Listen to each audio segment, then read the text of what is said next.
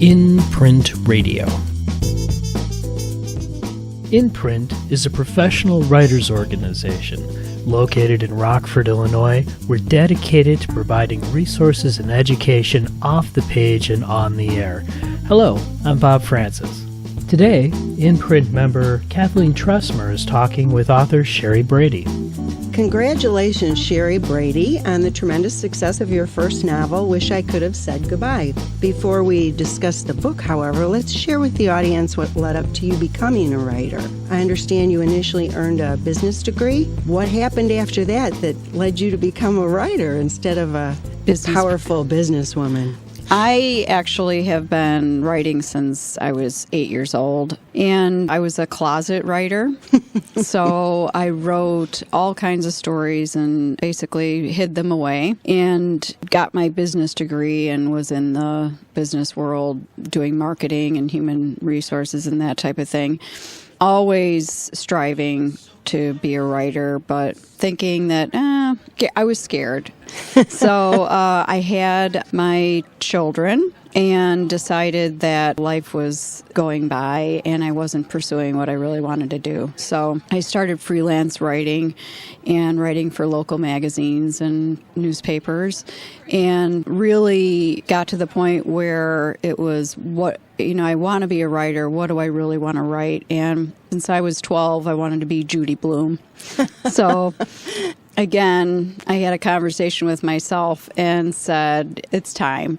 So I decided to write my first novel and went from there. Wonderful. Yeah. Well, a business background is a significant advantage, I think, in the publishing world. How do you think that your business background kind of lended itself to your choice to go as an indie author as opposed to going traditional publishing? The way the universe works, it was like the perfect storm. My business background really is what has, I think, made me a more successful writer and author. Self-publishing is the same as any kind of small business. And having the business background, there are a lot of things that I think came more easily to me in terms of making decisions and knowing what to do with marketing and selling and just the publishing itself. Making those decisions, having a business background helped a lot. I bet. To make the right ones.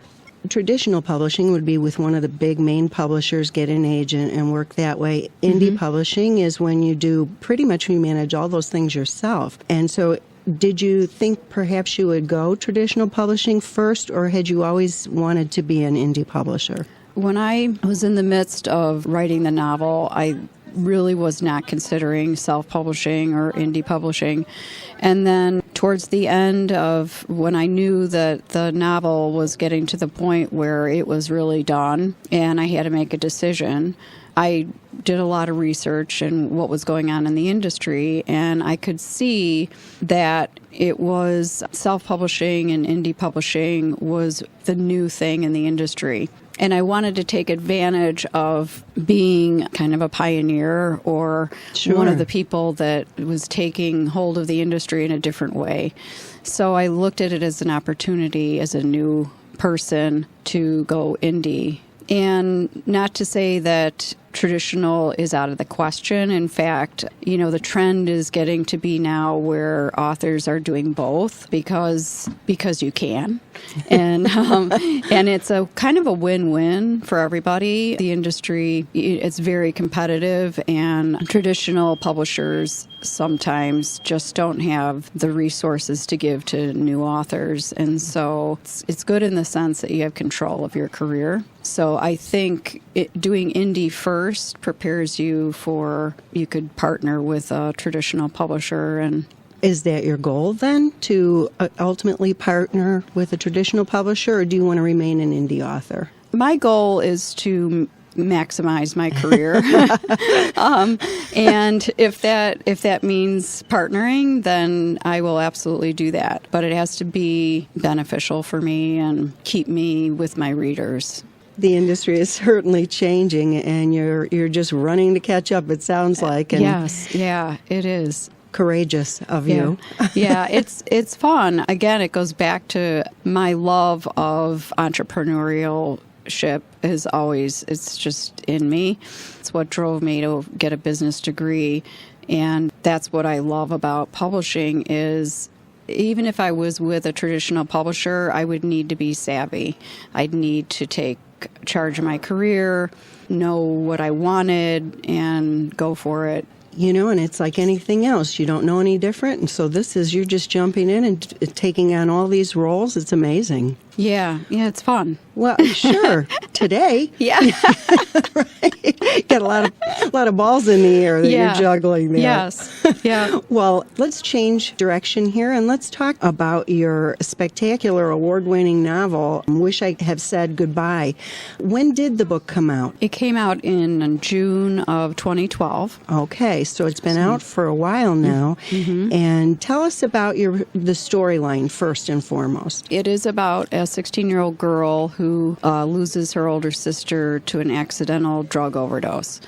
The story is about how she comes to terms with her sister's addiction, comes to terms with her guilt, and then, of course, she has to fall in love for the first time. So, so it's about love, loss, and facing the truth of your life, really. Are we talking about this book as a YA romance novel, or are we talking about it more as a contemporary realism story? It's all of that. All of those things. It's all of that. My readers have commented on the love story portion of the book just being phenomenal. So there's a couple reviews on Amazon that readers have posted that other authors should read Shari Brady's book because she knows how to write about love. Well, I just finished, and I love Mello. I like that name, and Howie. He just sounds so cute. So. Yeah, he is. It sounds almost like that's somebody in the real world that are you modeling those characters after someone? Carmela is completely made up. Although I lost my own sister, so the emotions are mine. I know, what that feels like. And Howie, however, he actually is a person that I saw. My daughter used to ice skate, and so I was at the ice rink, and I saw one of these skaters, and it just, the whole Howie thing just right there in about 5 minutes. I never met this person in my life.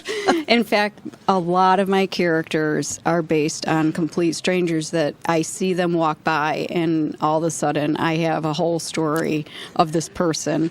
And that's how Howie is. I have no idea who this person is. I don't even know this person's name, but that's where Howie for anyone who hasn't read it, Howie's just as cute as could be. I just want to meet him. Yeah, I know. He's got everything going for him. He does. He can do anything too, and he buys roses. The whole thing is swell. I know. I did take a little liberty of. He is the perfect guy. But, when you write him, it's like having a magic wand, isn't it? Right. We can make them however we want. That's right. Right. We have to take a break, but we'll be back with more of Kathleen's interview with Shari right after this.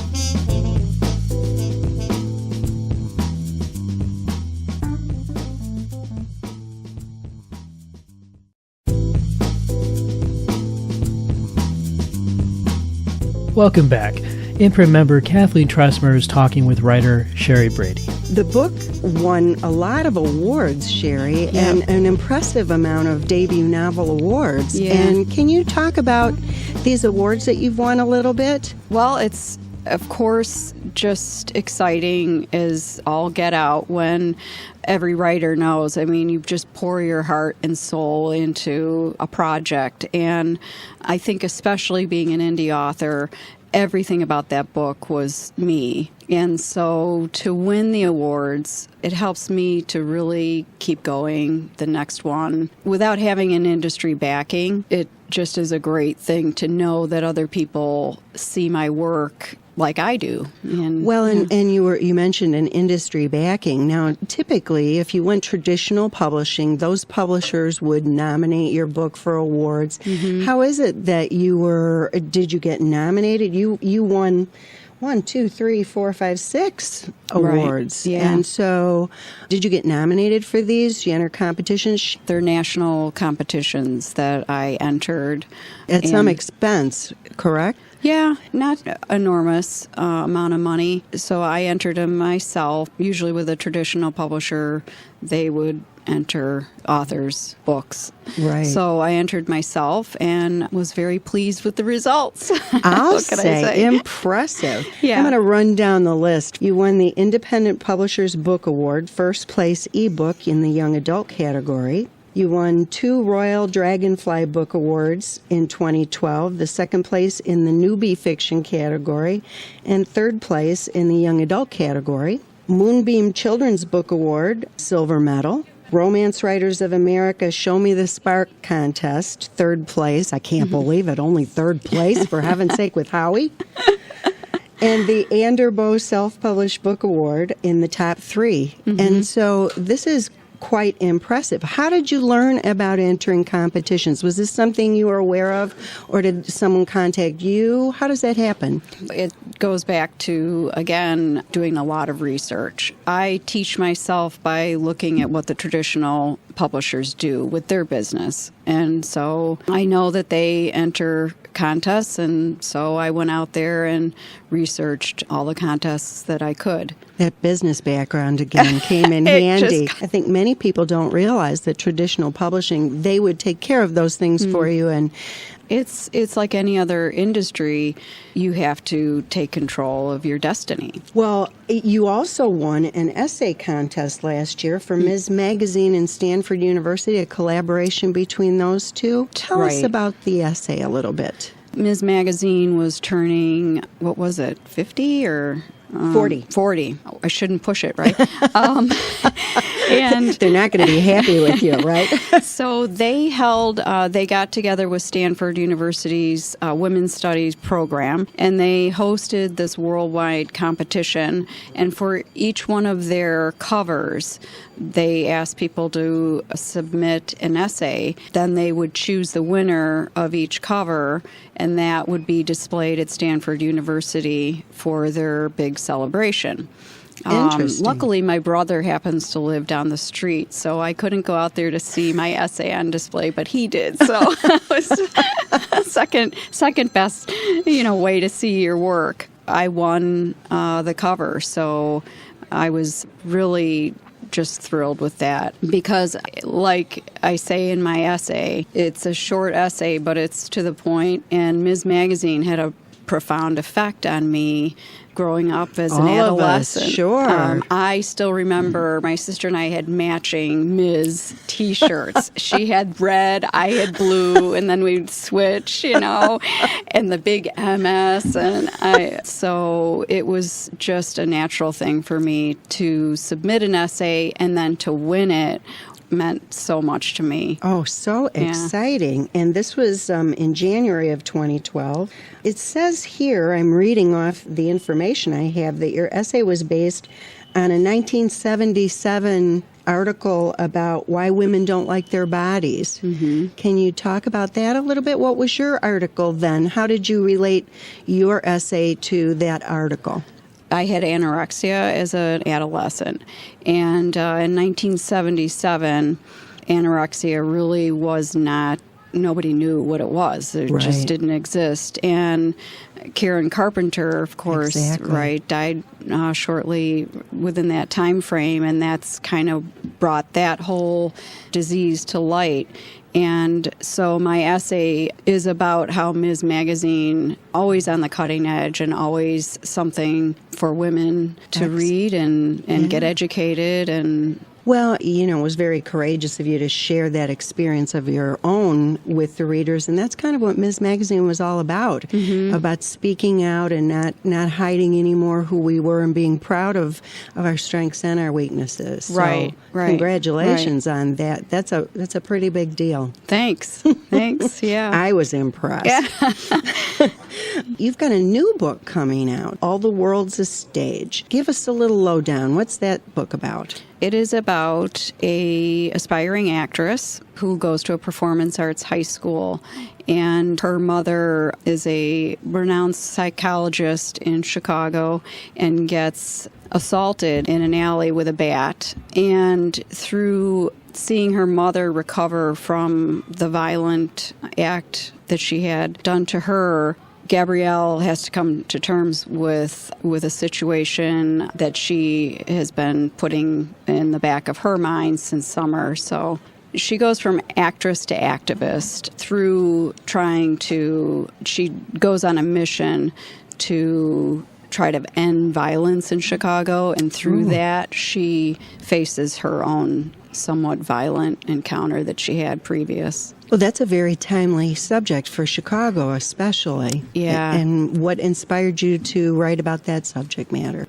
What's happening. It just really was in my head. I mean, just screaming in my head. And the big thing about it was how violence is such a big part of our culture, and how it's accepted if it's done in a certain way and not accepted. And Gabrielle's mother encounters this because she's in the public light, and so because of that, her violence has to be shoved under the table, whereas if it works for the press or if it works for entertainment purposes, it's exploited. So I kind of touch on that a little bit too. Great. Now, your personal experience has kind of contributed to some of your writing so far. Yeah. It seems it's a very personal process for you. Yes. And I'm looking at your subject matter here, and it's, addiction, death by overdose, violence, eating disorders. Yeah. You're kind of fun at parties, Shari. Oh, yeah. Guessing. Yeah. You're right. These are pretty tough subjects. Yeah. Yeah. They're also tough subjects for young adults and families. And so what inspired you to really tackle those very difficult subjects? You could have simply written a romance story with your first novel. That romance was certainly impacted many of your readers already, and they see it as a romance. But you're putting romance into some very difficult subject matter. Let's talk about that a little bit.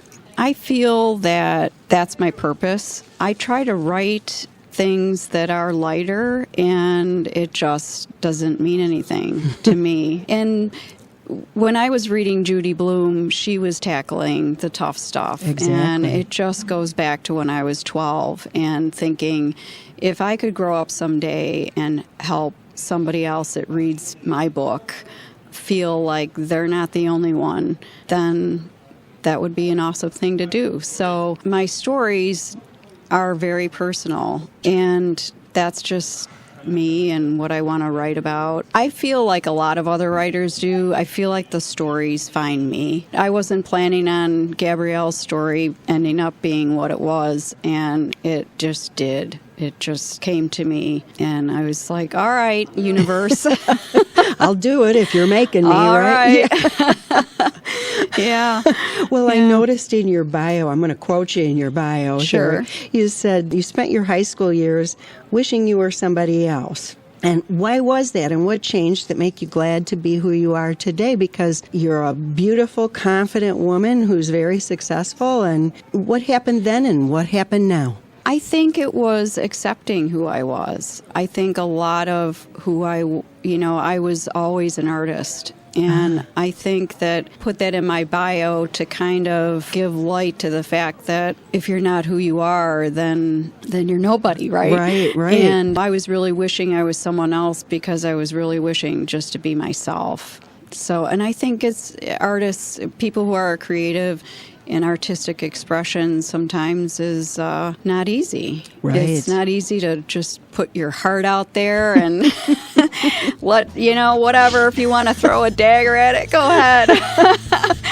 It takes a lot of courage. Emotional stuff, isn't it? Yeah. So I think that's what I was really wishing for.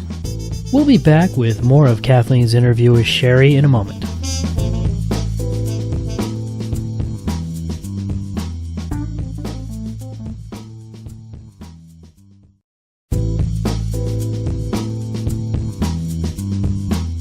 Welcome back to Imprint Radio. I'm Bob Francis. Imprint member Kathleen Tresemer is talking with author Shari Brady. Well, and you have a family. Go ahead and brag. Sure. So I have a 14-year-old son and a 13-year-old daughter, and there's great kids. I have a lot of fun with them. Of course, they're my audience now. They weren't when I started writing YA, but do they critique your work for you, or they do not? They do not, but they see my storyboard on the wall. So my life is very much a part of our lives, and it's great to share that with them. And my son he's a gamer, and he's very creative. So that should be in one of those books coming up, I'm thinking, huh? Yeah, right. And my daughter she wants to be an actress and a softball player, and they're just really great kids. And we have our shelter dog, Betty Queen Elizabeth, who keeps everybody in check. I'm sure there's a story behind that name. Oh, there is. Of course. Tell us about your shelter dog, because Betty may show up somewhere in one of your future novels. Yeah. She's great. We named her Betty, and then a friend of mine said, when you get angry at Betty, do you call her Elizabeth? And I said, no, I don't, but that's funny. And so then I was training her as a puppy, and I said, Betty Elizabeth. And then I thought, wait a minute, Betty Queen Elizabeth is really, really what I want to say. So it stuck. And that's pretty cute. That's a cute story. Yeah, she's a great dog. She's I call her my coworker, because she lays by my desk. Your muse then, eh? Yeah, she's my coworker. She lets me know it's time to take a walk. Again, like a lot of writers, walking is a big deal. Yeah. Well, then that kind of brings us to your process a little bit. You already mentioned you use a storyboard. Maybe you can describe what your process is. I get inspiration, ideas about a story, and then I brainstorm the characters, and then I look at my plot and my plotting method. So you do your outline all in advance of writing your story. Is that it? I do now, yes. Yeah. Book number 1, not so much.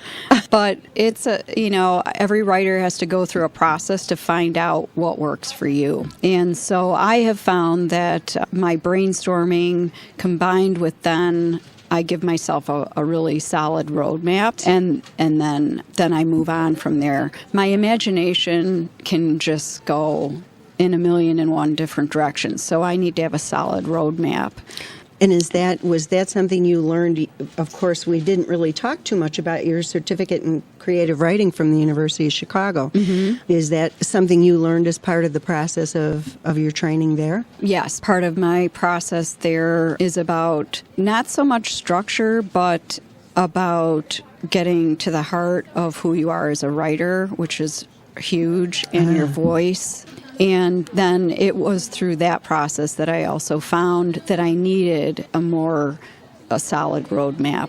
How long ago did you go to the University of Chicago for this? Because you started off in business, and you're really, what are you, 12 years old? Oh, right. You're really young, Shari. Yes, I am. No, I'm 18. Just for the readers. Right. She's quite young. So I finished my certificate in May of 2012. Goodness. Right, a month before my release. Yeah, that was my goal. I went into the program and I said, I'm going to come out and I'm going to be done with my novel. And that's how it worked. Did you decide at some point, you said earlier when we talked about your journey into becoming a writer, that you really always kind of wanted to write and you took business because you took business. Right, And, it's practical. yeah, because you're a good girl. Right, Yeah. exactly. And so what happened that led you to this, to going to study creative writing? I started writing the novel and rewriting the novel. I have 3 novels that went in the trash, which when I talk to middle school and high school kids, I come in with my 2-foot-high stack of garbage. And I tell them that this is what writing is. It's rewriting. And so when you got to do that 20-page term paper and start over, don't feel bad, okay? Because this is all do-over, people. So have you made a lot of students cry then? Is that their eyeballs are just, oh my gosh. And again, it's to inspire and to make everyone understand that writing doesn't just fly out of your mind and onto the paper and you're done in a minute.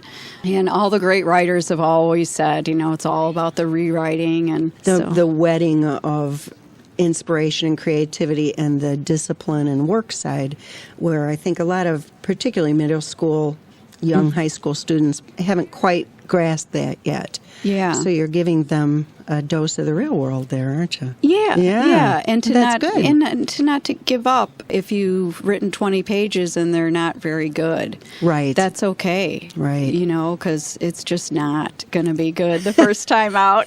It's a process. It's a process, right. So just rewrite it. Rewrite it again. Keep rewriting it till it's great. Well, and it kind of lends itself to your approach to writing is the honesty of your subject matter, and you talk a lot about how the impact on families that kids don't want to talk about, their feelings they don't want to talk about, those kinds of things. Mm-hmm. And so just being honest about this process and helping kids who are interested in writing to set foot on that path is in a positive way, with all being fully equipped with all the information. That's a great thing you're doing, mentoring them. You come from Chicagoland, and growing up in the Windy City, how has that impacted your voice? I think there's a distinct voice that comes out of this part of the country. Let's talk about that a little bit. I love Chicago. Since I was 10 years old, again, going back to that age and first time spending some time in the city, I knew then that I fell in love with the city. And all my books I know they will always take place in Chicago because I love it. I have such a passion for it. I have a passion for other places in the United States, but my roots are in Chicago, and I've lived there.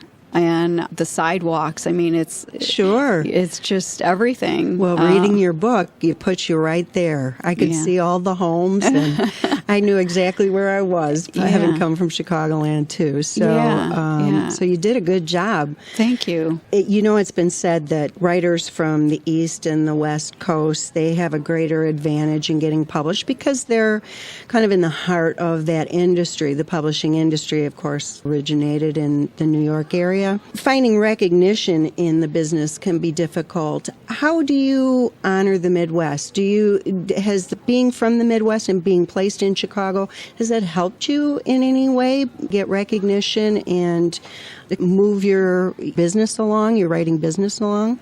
I think it's always advantageous to anyone when you come from a place that's you. And I think that it's not that I'm just from Chicago, but like you said, you can see it in my writing. Sure. You can see it in I'm just Chicago. I'm a Chicago girl all the way, And I think that ends up being very advantageous to anyone in a business because you're true to who you are and you're true to your business. Great point. Yeah. It's part of your brand.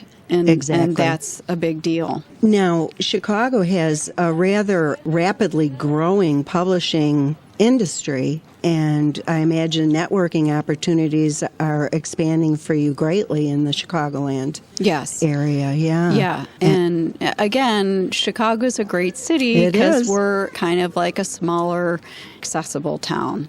Right. And that is definitely working in my advantage. Yeah. Excellent. Well, and just to kind of close here, Shari, what kind of advice do you have, especially for other Midwestern writers? Kind of guidance can you give starting out writers from the Midwest for becoming as accomplished as you in such a rapid period of time? You just need to follow your heart, and you need to write and read and join writing organizations. I'm a part of Romance Writers of America and the Society of Children's Book Writers and Illustrators and off-campus writers. I mean, anywhere and everywhere that you can go to meet with other writers, especially in your genre. That's the most important thing, because those are the writers that you can learn from, and you can hone in and focus on what kind of writing that you want to do.